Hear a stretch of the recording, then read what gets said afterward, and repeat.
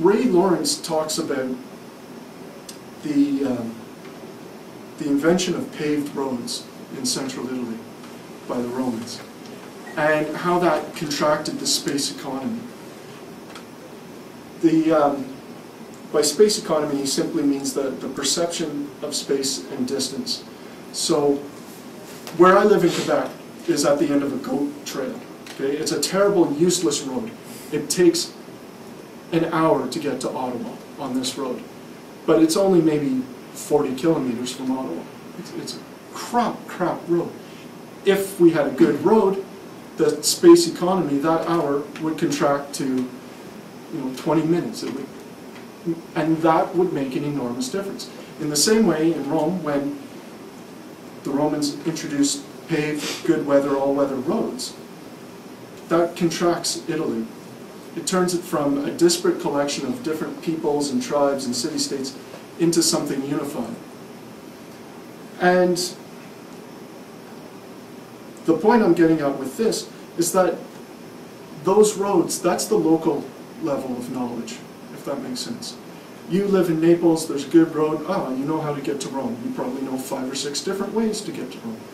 But if you're in Naples, you might not know how to get to deepest, darkest Gulf. How do you turn? What do you turn to? How do you get that geographic knowledge of the global view?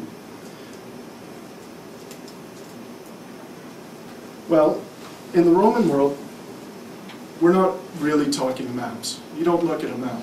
Instead, you look at a list of places that you have to go through to get from point A to point B. The local knowledge you pick up on the way when you get to the second town and you say, so what's a good road to get to the next town? It's the equivalent of traveling from Montreal to London and telling somebody, oh yeah, to get from Montreal to London, it's easy, go from Montreal to Kingston, Kingston to Oshawa, Oshawa to Toronto, Toronto to Milton, Milton to Kitchener, Kitchener to London, and never referencing the 401. And in that kind of conception of space, what happens if somebody tells you, oh yeah, well, you don't want to go to Oshawa, there's a really bad case of H1N1 there. Nobody can get through Oshawa at all. Looks like London's cut off. Okay, so this problem of the perception of geographic space is what I was interested in this model. So the first step, I'm looking at the Antonine itineraries. These are a collection of lists from the 3rd century telling you how to get from point A to point B. This is York. This is one of the itineraries in northern England. And it's a global understanding of space.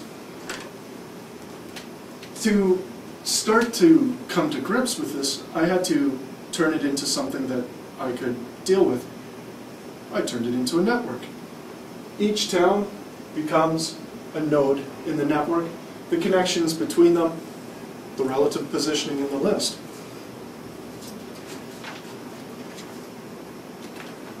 Which leads me to a digression about network shape.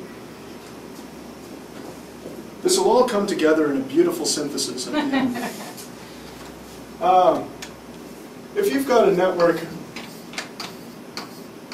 like this, where each one is connected in a circle, that has an implication for how information is going to spread in that.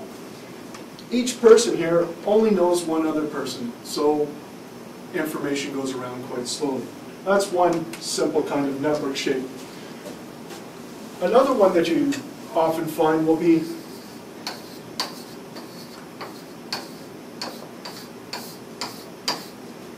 that kind of shape.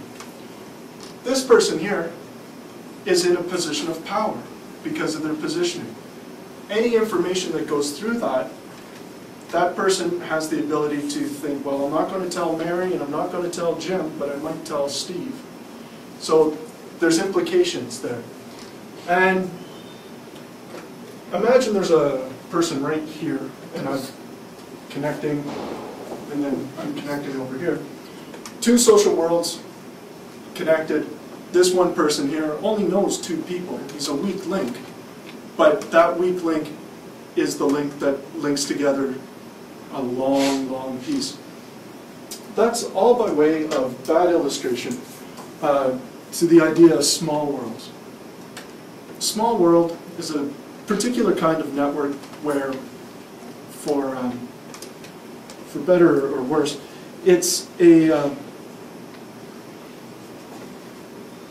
what's the best way of putting it? It's a world where there are these long-distance links. It's a world where there are a handful of individuals who have the majority of all of the connections, these long-distance links, and where the majority of people have only a very few links, or neurons, or however you want to discuss your network. It is, in fact, a power law. And a power law is one of the signatures of a complex system, or of a system that has feedback loops, because these long-distance links allow information to travel in all sorts of different ways. And as it happens, the conception of space in the itineraries is rather much like a small world. It's not a perfect small world, but it's very, very close. And there's a handful of places in the itineraries that have the majority of the links. Well, that, Rome would obviously be one of these because it appears on multiple itineraries. And when you string all of these together, you end up with this beautiful piece. This is the Roman Empire as a network, as extracted from the Antonine itineraries. No prize for guessing what that is. That's the Mediterranean, the big donut in the middle. This is pretty much all of mainland Europe. Britain, way over here. Egypt, the Nile. Itinerary down one side, itinerary down the other side. And right there you know that well, it's probably not the best representation of local knowledge, because clearly the Nile isn't, you can cross the Nile, there are boats. But from a global perspective, this is what it's telling you. We've got parts of the Near East over here in Turkey, Asia Minor, all coming together. There's a really neat tool that you can download, and it's called Key Player. And the idea behind Key Player is that it examines your network and says, well, which are the nodes that are most connected to the rest of the network, the removal of which will cause the maximum amount of fragmentation. It helps to understand what the sample data is that comes with Key Player. If you download Key Player, it comes with a network file with Al-Qaeda in it. And the idea is Key Player will tell you which terrorists to kill or remove or incarcerate in order to fragment the Al-Qaeda network. I used it on the itineraries because my life isn't near as exciting as that would suggest.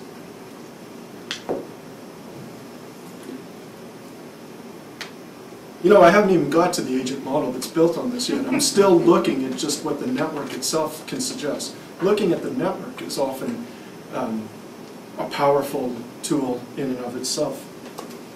So, once I took Key Player and I looked at 4 different provinces, or 4 different regions. I was looking at Iberia, the Iberian Peninsula, I was looking at Italy, I was looking at the 3 Gauls, and I was looking at Britain. So, roughly Western Europe. And I said to Key Player, okay, tell me what happens. And you can see clearly it doesn't take many towns to be removed from the network, or for there to be that, it doesn't take many to be removed for a high degree of fragmentation to occur. But then it all kind of levels off. And just looking at the graph, you can see by eye, well, there's clearly 2 different groups happening here. Britain and Gaul, and Italy and Iberia.